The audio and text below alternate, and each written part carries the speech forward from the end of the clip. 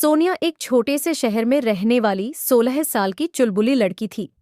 वह अपने परिवार की लाडली थी और अपने पापा से अक्सर अजीब अजीब फरमाइशें करती रहती थी। सोनिया का दिल हमेशा से एक पालतू कुत्ते को घर लाने का था। उसे लगता था कि एक प्यारा सा कुत्ता उसकी सबसे अच्छी कंपनी बन सकता है। एक दिन उसने पापा से जिद शुरू कर दी। पापा, मुझे एक कुत्ता चाहिए। सबके पास है और मैं अकेली हूँ जिसके पास कोई पालतू जानवर नहीं है। पहले तो पापा ने उसे समझाने की कोशिश की कि पालतू जानवर की जिम्मेदारी उठाना आसान नहीं है, लेकिन सोनिया की मासूमियत और जिद के आगे उनकी एक न चली। कुछ दिनों बाद सोनिया के पापा प्यारा सा गोल्डन रिट्रीवर पिल्ला घर ले आए। सोनिया खुशी से झूम उठी। उसने उस पिल्ले का नाम टोमी रखा। टोमी और सोनिया जल्दी ही एक दूसरे के सबसे अच्छे दोस्त बन गए। सोनिया हर वक्त टोमी के साथ खेलने लगी। वह उसके लिए अपने हाथों से खाना बनाती, उसके साथ पार्क में दौड़ती और उसे नए नए ट्रिक्स सिखाती। टोमी भी सोनिया के इशारों को समझने लगा और हर वक्त उसके पीछे पीछे रहता। धीरे धीरे सोनिया को यह महसूस होने लगा कि टोमी सिर्फ उसका पालतू नहीं, बल्कि उसकी जिंदगी का सबसे खास हिस्सा बन गया है। वह अपनी हर बात टोमी से शेयर करने लगी, अपनी खुशियां, अपने गिले शिकवे। सोनिया ने अपनी सहेलियों से मजाक में कहना शुरू कर दिया, मुझे अब किसी बॉयफ्रेंड की जरूरत नहीं, मेरा टॉमी ही मेरा बॉयफ्रेंड है। सोनिया टॉमी का इतना ख्याल रखती कि उसके पापा को कभी कभी लगता, ये तो अपने भाई से ज्यादा इस कुत्ते को प्यार करती है। सोनिया हर दिन टॉमी के लिए नए नए कपड़े लाती और उसे स्टाइलिश बनाती, यहाँ तक कि वह उसे अपनी स्टडी टेबल पर बिठाकर पढ़ाई करने की कोशिश करती। एक दिन सोनिया की सहेलियां उससे मिलने आईं। जब उन्होंने सोनिया को टोमी के इतना घुला मिला देखा तो सब हंसने लगी। एक सहेली ने मजाक में कहा, तू टोमी के साथ शादी कर ले, वैसे भी इसे तू अपना बॉयफ्रेंड मान चुकी है। सोनिया भी ठहाका लगाकर हंस पड़ी और बोली, हाँ, कम से कम ये मुझसे कभी झगड़ा तो नहीं करेगा। सालों बाद भी जब सोनिया बड़ी हो गई और अपनी जिंदगी में आगे बढ़ी, टोमी का प्यार उसके लिए वैसा ही बना रहा। वह हमेशा कहती, टोमी ने मुझे सिखाया कि बिना शब्दों के भी सच्चा प्यार कैसे जताया जाता है।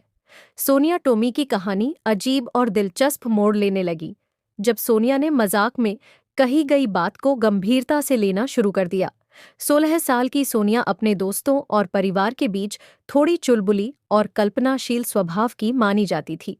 टोमी के साथ उसका लगाव इतना गहरा हो गया था कि वह उसे अपनी जिंदगी का सबसे अहम हिस्सा मानने लगी।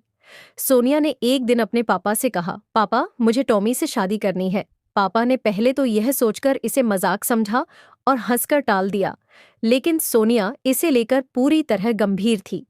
वह हर किसी को यही बताने लगी कि वह टॉमी से शादी करना चाहती है। सोनिया की यह बात सुनकर घर वाले और रिश्तेदार असमंजस में पड़ गए। माँ ने कहा, बेटा, ये कैसी बात कर रही हो? टॉमी तो एक कुत्ता है। लेकिन सोनिया का कहना था, टॉमी मुझसे ज्यादा वफादार है और वह मुझे हर वक्त खुश रखता है। उसे समझने में मुझे किसी शब्दों की जरूरत नहीं होती। सोनिया की जिद दिन ब दिन बढ़ने लगी। परिवार ने सोचा कि शायद यह उसकी किशोरावस्था की कोई असामान्य कल्पना है जो समय के साथ खत्म हो जाएगी। लेकिन जब सोनिया ने सबके सामने एक दिन घोषणा कर दी कि वह अपनी 18वीं सालगिरह पर टॉमी से शादी करेगी, तो घर वालों की चिंता और बढ़ गई। कुछ दोस्तों ने इसे हंसी में उड़ा दिया तो कुछ ने इसे सोनिया की भावनाओं का मजाक समझा, लेकिन सोनिया पूरी तरह अपने फैसले पर अडिग रही। आखिरकार सोनिया के पापा ने एक अनोखा तरीका अपनाया। उन्होंने सोचा कि सोनिया की इस कल्पना को एक खेल की तरह पूरा करके उसकी जिद को शांत किया जाए। उन्होंने एक छोटा सा कार्यक्रम रखा जिसमें सोनिया और टॉमी के लिए फेक वेडिंग का आयोजन किया गया। दोस्तों और परिवार वालों ने इसे एक मजेदार खेल के रूप में लिया। सोनिया ने टॉमी के लिए खास ड्रेस तैयार की और खुद भी एक सफेद ड्रेस पहनी। जब शादी का खेल हुआ तो सब हंसी मजाक में शामिल हुए। सोनिया इस छोटे से समारोह में बेहद खुश दिखी, लेकिन जैसे जैसे समय बीता, सोनिया को धीरे धीरे समझ आने लगा कि उसका प्यार टॉमी के प्रति भावनात्मक था, लेकिन वास्तविकता में यह सिर्फ एक मासूम कल्पना थी। इस घटना के बाद सोनिया ने टॉमी को पहले की तरह ही अपना सबसे प्यारा साथी माना, लेकिन अब उसने अपने रिश्ते को और भी परिपक्व नजरिए से देखना शुरू किया। सोनिया और टॉमी की शादी का किस्सा पूरे मोहल्ले में चर्चा का विषय बन गया। हर कोई इस अनोखे और मजेदार समारोह की बात कर रहा था। सोनिया के दोस्तों और रिश्तेदारों ने इस पूरे को एक मजाकिया घटना के रूप में लिया, लेकिन सोनिया को इससे गहरी संतुष्टि मिली। लेकिन समय के साथ जैसे जैसे सोनिया बड़ी हुई, उसने अपनी भावनाओं को बेहतर तरीके से समझना शुरू किया। उसे एहसास हुआ कि टॉमी के प्रति उसका प्यार और लगाव वाकई अनमोल था, लेकिन यह उस निस्वार्थ और मासूम रिश्ते का प्रतीक था जो इंसान और जानवर के बीच हो सकता है। टॉमी सोनिया के साथ हर पल था, उसके स्कूल के आखिरी दिनों में, उसकी कॉलेज की पढ़ाई के दौरान, और यहाँ तक कि जब वह अपनी पहली नौकरी में व्यस्त होने लगी। अब भी सोनिया का सबसे अच्छा दोस्त और वफादार साथी था।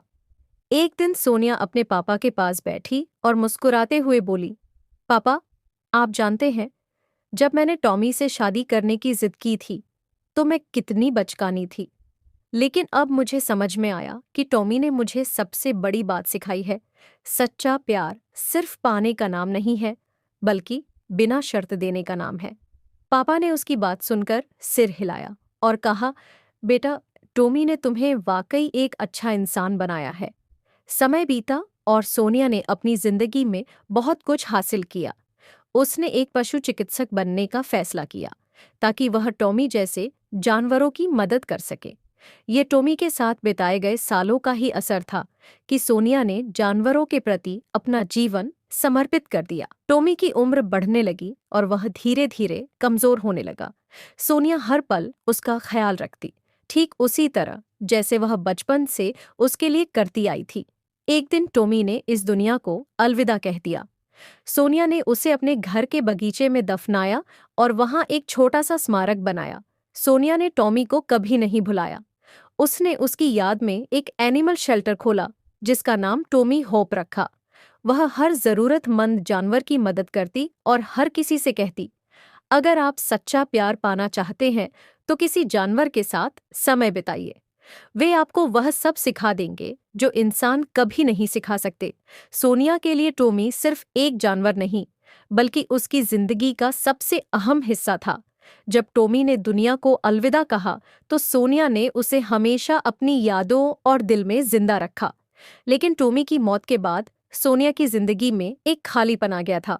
वह हर दिन अपने शेल्टर में जानवरों की मदद करती, लेकिन जब घर लौटती तो उसे टॉमी की कमी बहुत महसूस होती। कुछ साल बाद एक दिन सोनिया अपने शेल्टर में काम कर रही थी। तभी एक महिला वहां एक घायल पिल्ला लेकर आई। पिल्ला बहुत कमजोर था और उसे तुरंत देखभाल की जरूरत थी। सोनिया ने उसे तुरंत अपनी गोद में लिया और देखभाल शुरू की। वह पिल्ला टॉमी की तरह ही गोल्डन रिट्रीवर नस्ल का था। उसकी मासूमियत ने सोनिया का दिल छू लिया। सोनिया ने उसका नाम ब्रू रखा और उसे अपनी जिंदगी का हिस्सा बना लिया।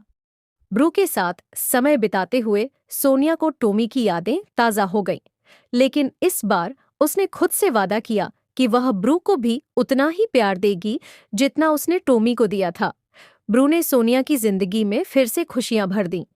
अब सोनिया पहले से भी ज्यादा सकारात्मक और मजबूत हो गई थी। वह ब्रू के साथ हर दिन बिताती और उसके साथ हर वह पल जीती जो कभी वह टॉमी के साथ जीती थी। सालों बाद सोनिया ने अपने शेल्टर को और बड़ा कर दिया और देश भर में इसके कई केंद्र खोले।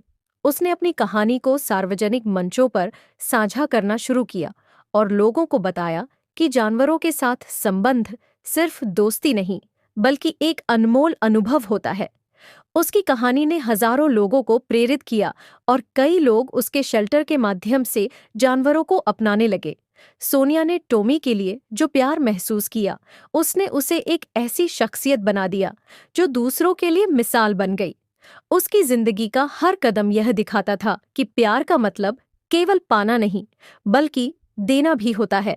सोनिया और टॉमी की कहानी ने घरवालों को एक अनोखी उलझन में डाल दिया था।